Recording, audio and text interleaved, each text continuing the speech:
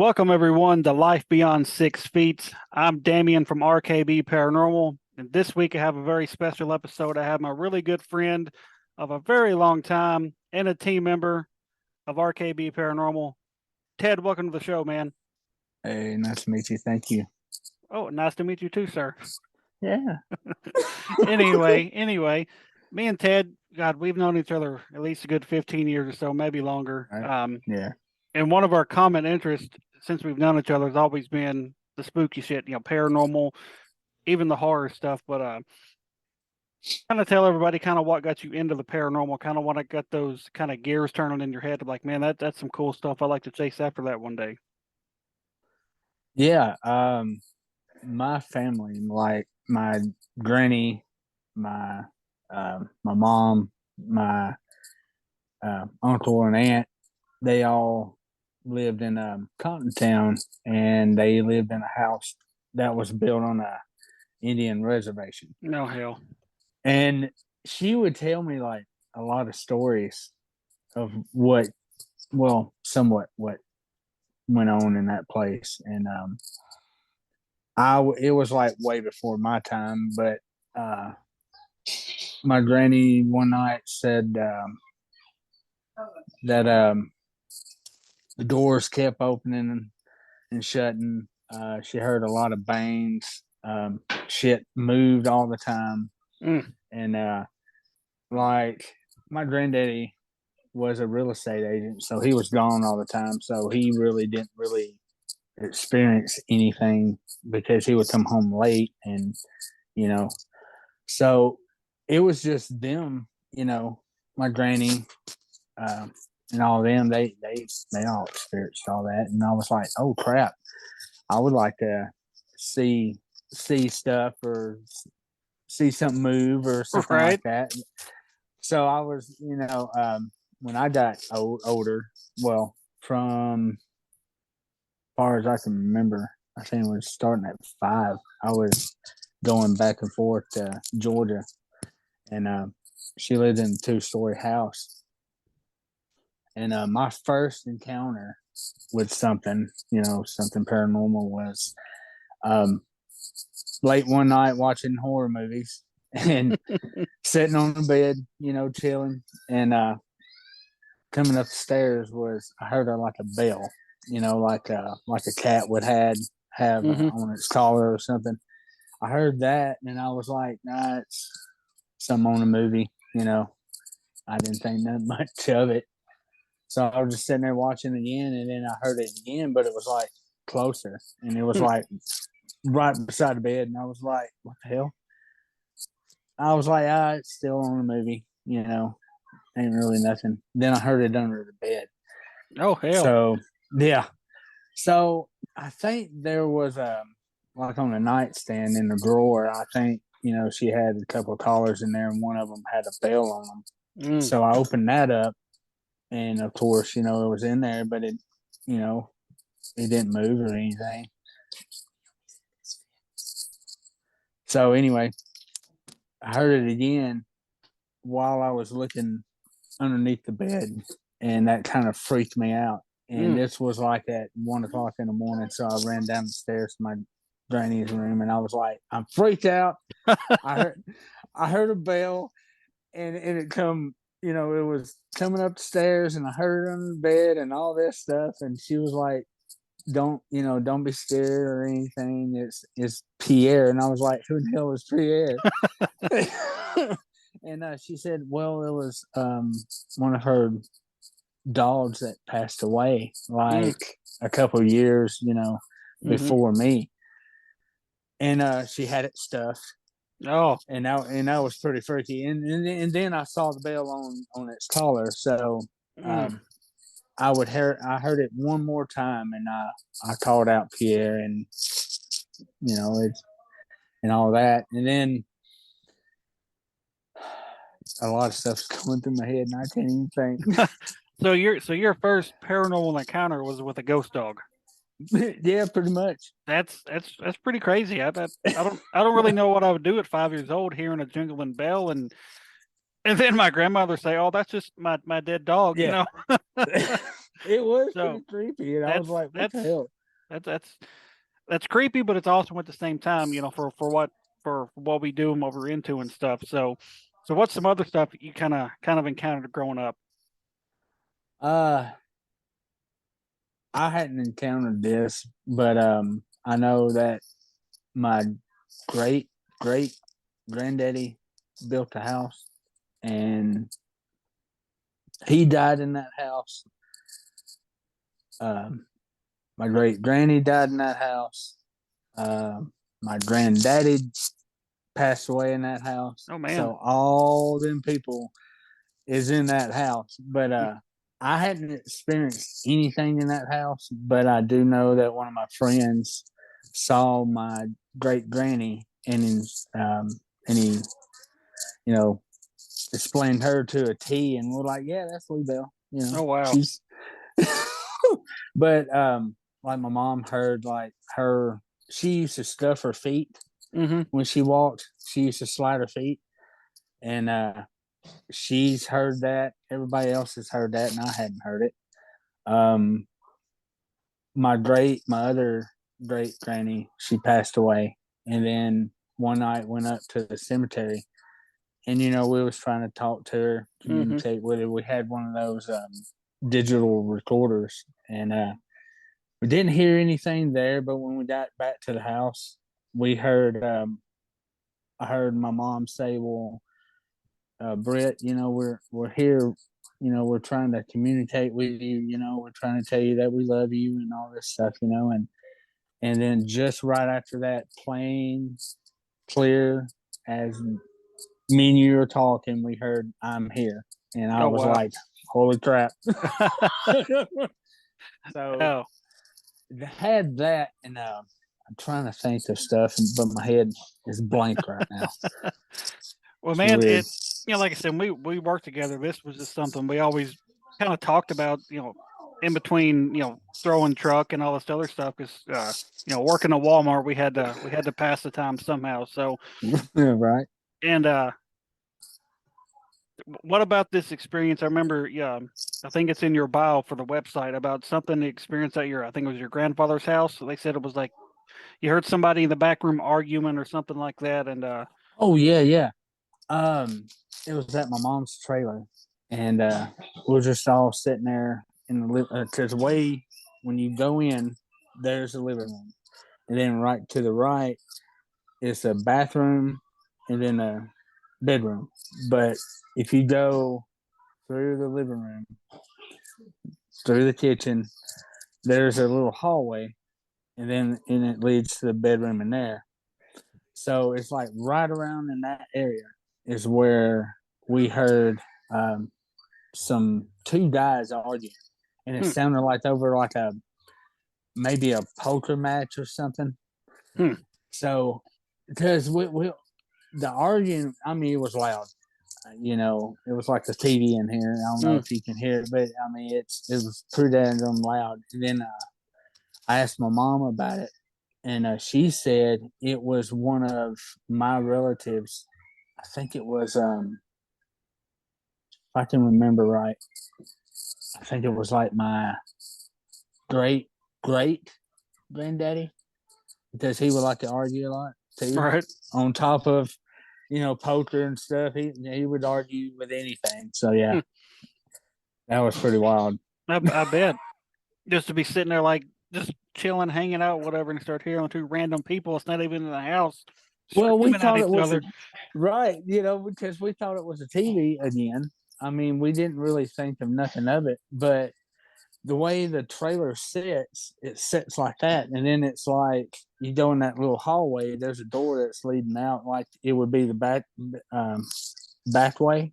Right. Well, it goes to the old house to where my mom and them lived in Hickman whenever they moved from um, Cottontown. They moved into that house, and that's where we heard it.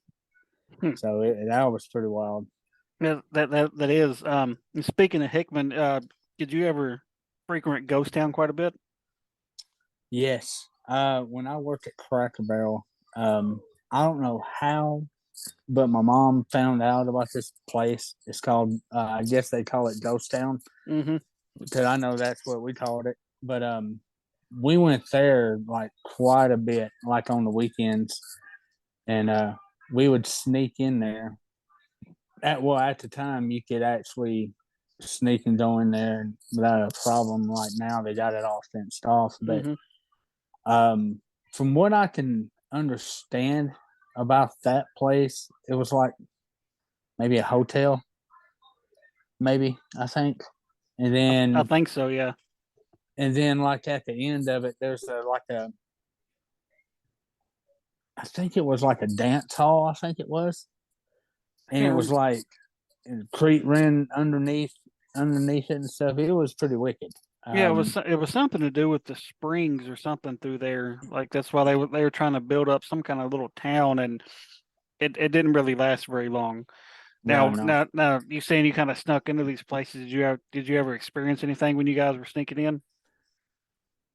I I didn't, but the people that we was with, they we were just going through there because we didn't really do like no investigation or anything. Right. We just shot the shit and just looked at, look how creepy it was. And Right. me myself, I was like, well, I hope I don't run into like a little doll or something because I'm out here. I'm leaving y'all. Or one of those little kids. I Right. don't mess with them. But one of the kids that was with us, she experienced. Speaking of kids, she experienced like a little apparition of a kid Hmm. of a girl, and it touched her, and she all kind of freaked out, and Oh she was man. crying and shit. And we left on that on that night, Oh man. but no, we didn't really get nothing except for that. Yeah. But um, See, kind of we wish we did. we used to go down there quite a bit. But we never actually got out of the car. I mean, it's not that we didn't want to. We was too afraid of getting busted and shit. So, Right. like, I always wanted to explore that hotel. I could care less about the houses because the houses had looked like you would fall through the floor. But that hotel, I always wanted to go in there. Oh yeah, And yeah. It was pretty creepy. just that little area along going down that big ass hill, and then you Yeah. see the hotel. Then you have this old rundown house up here, and then like there's another one. It was just weird in general. Mom said that like where you can park in front of the fence, Mm-hmm. you can go around that little curve, and like right at that house at one time there was a guy that owned that. But mom said that you can actually talk to them and they can get in touch with the people that own it, and then they might let us or let anybody just come in there and just look and stuff.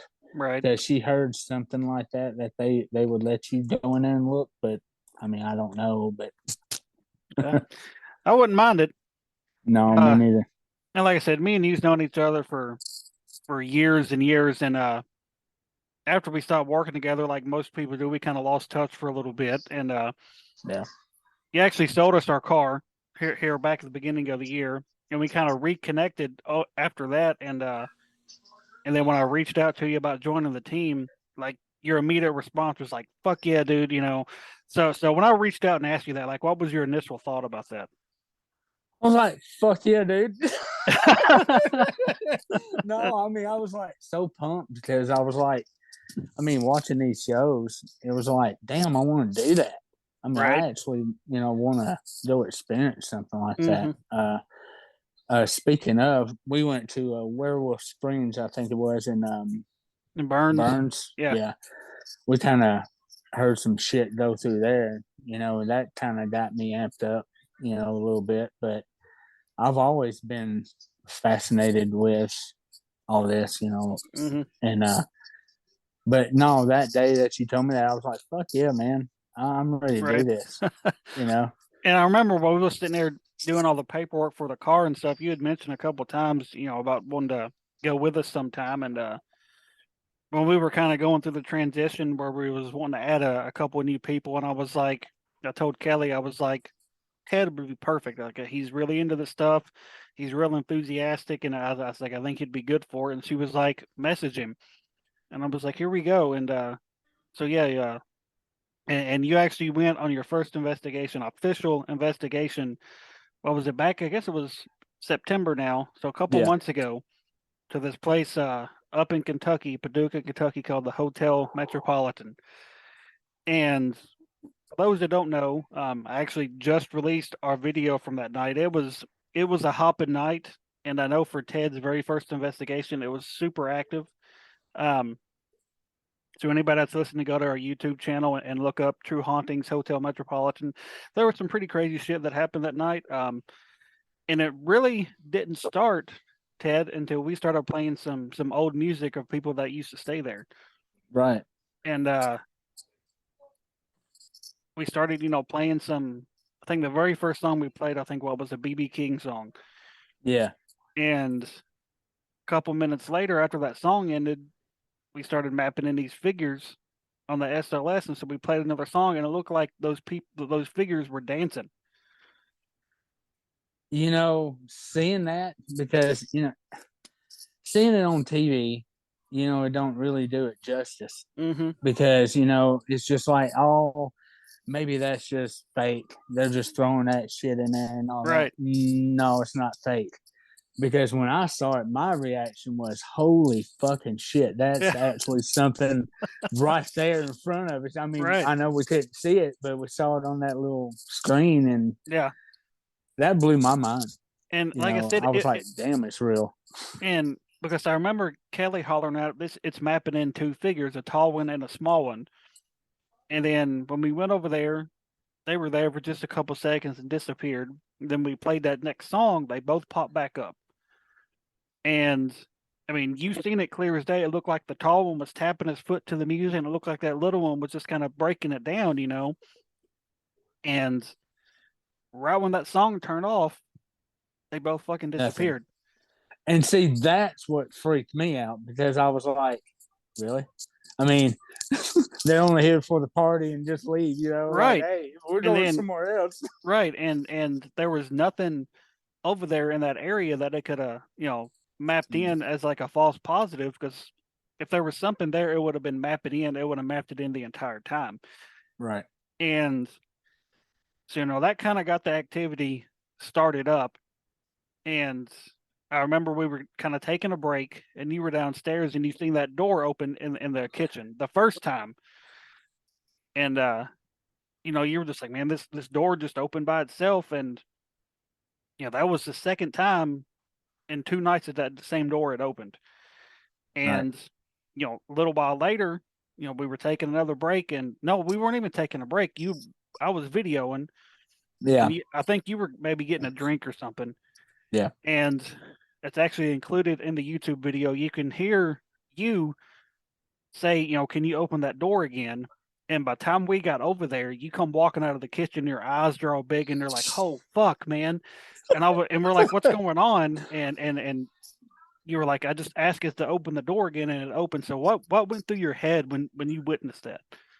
Well, for one, I should have brought my brown pants for that one, because I wasn't expecting that one, but I was freaked the fuck out. Seriously, I mean, that's all jokes aside.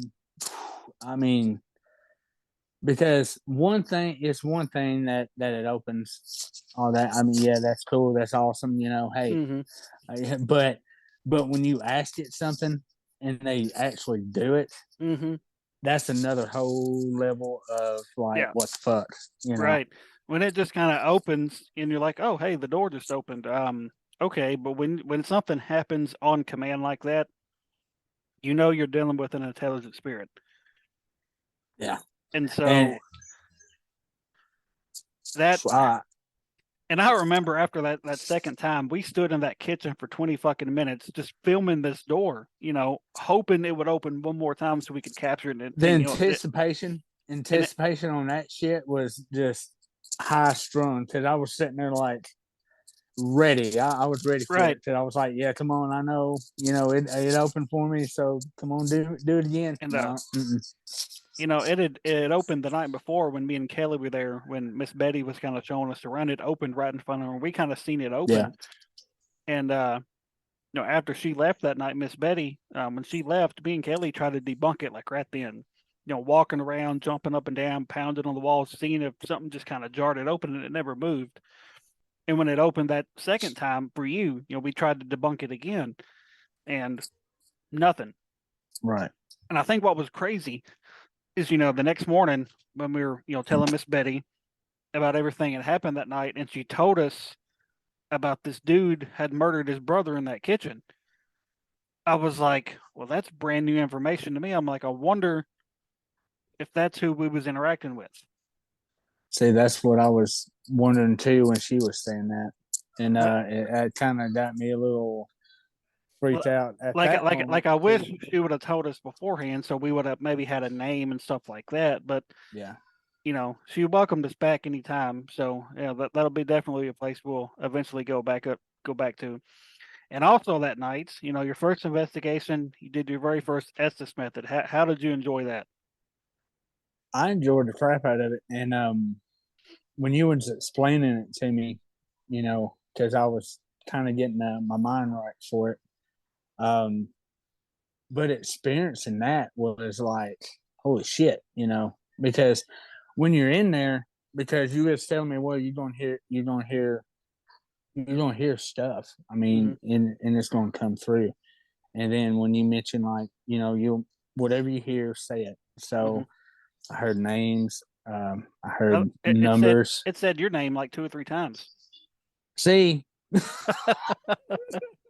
gonna have to watch the video just to even go back to that, And I remember at one point after that S's session was over, we was upstairs, and I played another song. And as soon as that song turned on, you like freaked out. I was like, "What the fuck?" I was like, "What's going on?" And you said you had heard that song coming through on the spirit box. Yeah, and to me, because I was sitting out, because I was looking at Kelly, and Kelly was like looking at me like, "What is it?" And I was like, "I heard that fucking shit. I heard that fucking shit." I was like that, but I heard like different pieces, like like I was saying, the numbers or the names was coming through or whatever, and then I kept hearing like bits and pieces of that song, and it was like an orchestra. Mm-hmm. So I should have told you about it, but but at that time I was like, well, I mean, it don't make no sense. It really don't, but it made sense later. Right, right. So it was almost like something was telling us to play that song. Right. And we got a little bit of activity after that too. I did my S's session after that, and of course my dumbass forgot to turn the IR light on, but we captured probably one of the clearest EVPs we've ever captured. Didn't even know it until a few nights later when I'm reviewing everything. And so and people can see this on our YouTube.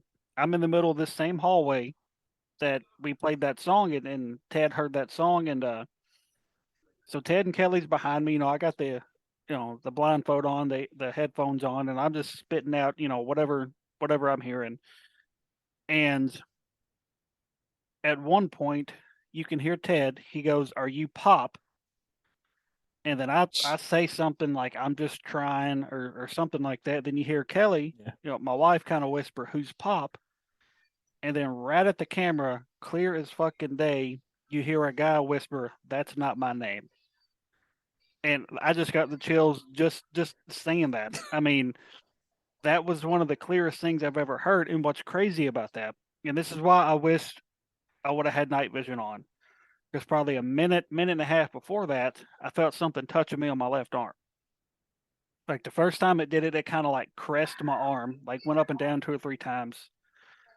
And then about 30 seconds later, it like just started poking me in the arm. That entire arm got freezing ass cold. And that was, and then we get that voice, just not a minute later. One of the most active locations this team has been to so far. And I wasn't expecting it to be as active as it was, to be honest. And right. it was pretty crazy. And for your first official investigation. Couldn't have went better for you, man. I loved it. I loved every single minute of it. And you know, heck, we did that till God, it And was we quite a bit. once the people that was there finally got out, we got started probably about 8:30 or 9, and with everything that was going on, I don't think we finally wrapped up to probably about 3 o'clock in the morning. Yeah, I know it was pretty late, but So that we was having stuff that happening, for 6 or 7 hours, and it was almost like nonstop after we started playing that music. exactly.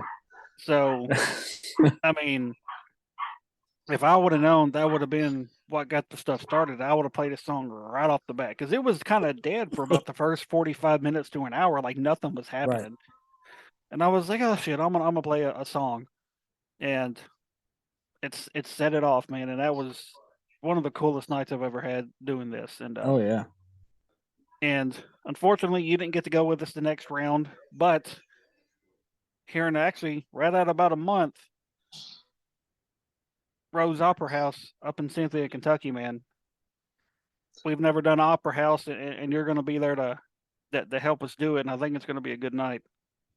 And it being another music thing. Oh yeah, Yeah. I'm pumped. I'm So ready.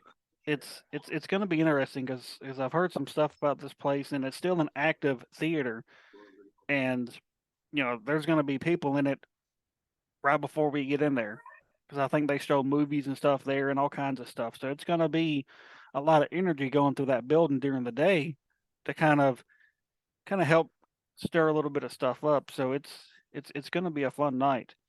But yeah, I'm ready.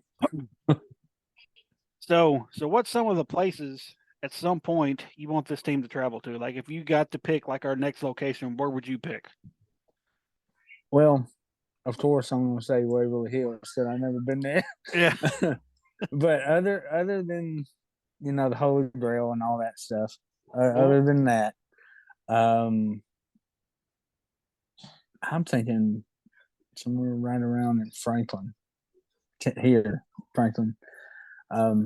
There's a couple of places that I think I want to say the Carter House around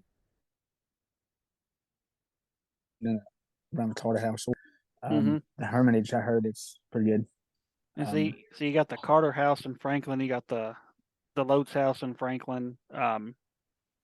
That's And it, the Lotes House. Yes, and that house. me and Kelly's been to the Lotes House. It's pretty. We went there during the day, just kind of do like the daytime tour, and it was a little strange. They actually still have like blood stains on one of the floors where like somebody like bled out during the Civil War, and that was pretty wild. And I've actually talked to the guy who oversees all that, and about coming in there, and he's told us prices and all that stuff, and it's a place I've wanted to go to for a while. And then you got the battlefield out there, and Right.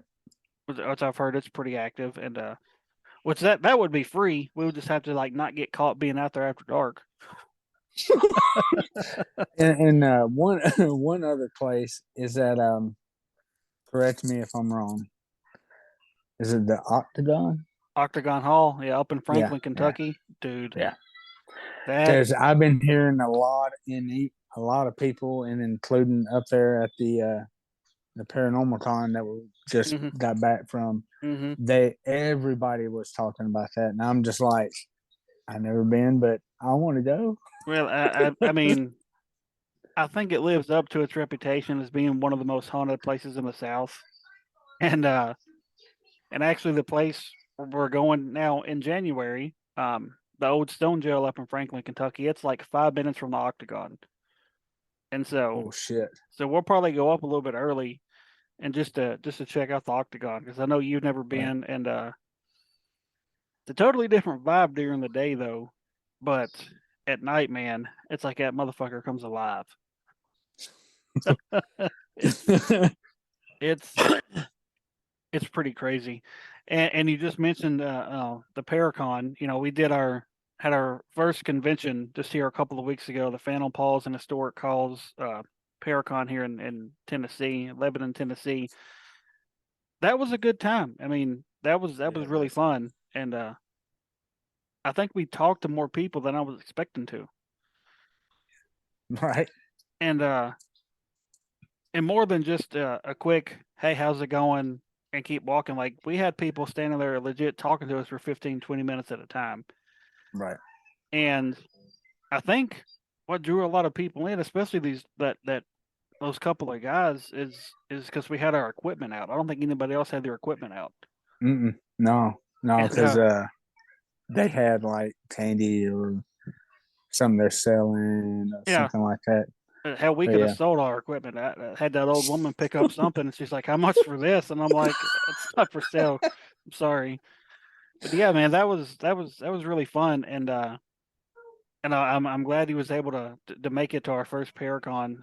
Actually, I think the whole team minus Adam, yeah, the whole team minus Adam was able to make it, and but of course, he's still going through physical therapy and stuff. So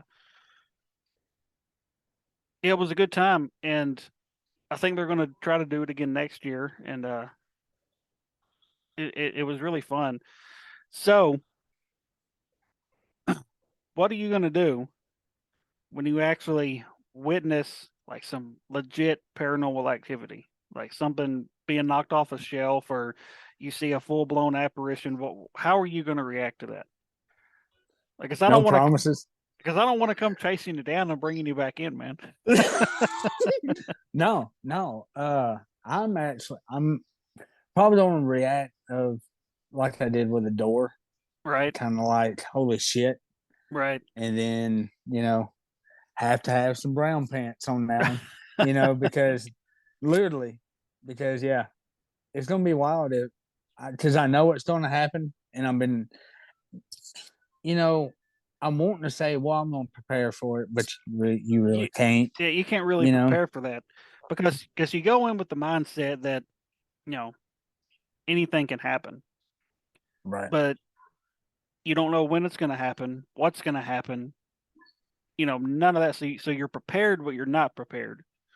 right, And so, I, personally, I don't think you're ever prepared for what happens because you don't know no, what's going to happen. And so, and and I want to give you props, dude. When you went on that first investigation with us, you know, in my head, I was thinking, he's not going to be very active. This is his first time. He's going to just kind of sit back. Man, you jumped right in there. You took a camera and you just started going off. And I got to give you props for that, dude. For that being your first time, you acted like it was like your 10th time. And so, I give you props for that. Where a lot of people on their first time would be kind of nervous and just kind of shy away and just kind of watch it first. But no, I mean, you just jumped right the fuck in there, and I thought that was awesome, man. uh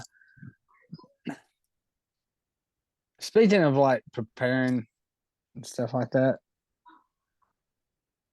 um I had a mindset of like I'm going to clear my head. I'm going to not think about shit. I'm just going to go with a clear mind, open mind, Hmm. and just go from it. Yeah, And just do it, balls to the wall.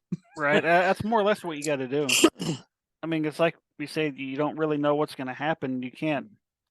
You can try to be prepared, but at the same time, expect the unexpected. So, and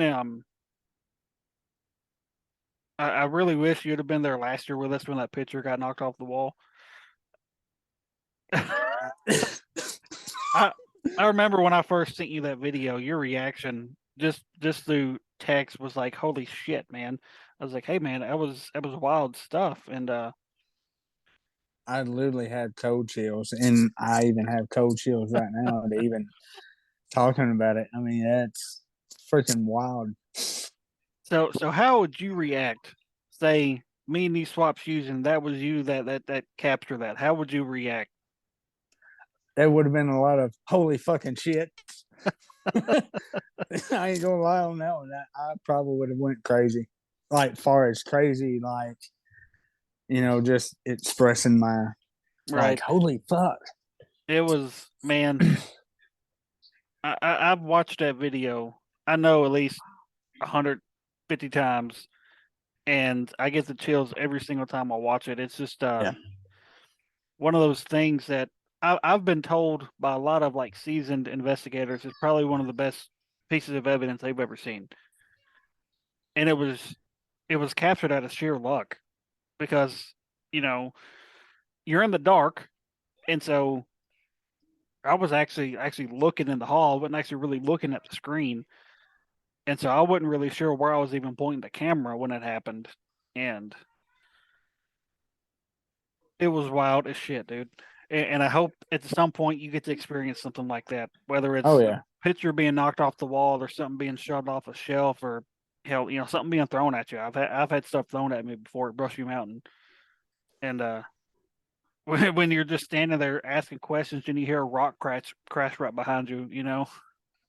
Yeah, that'll make you shit your pants on that one.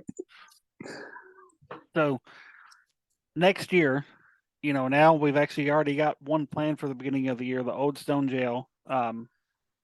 We have our first elementary school we're going to try to hit up in Ohio. I think that one's going to be cool. I think that one's going to be big enough to where, we might not even see each other throughout the night.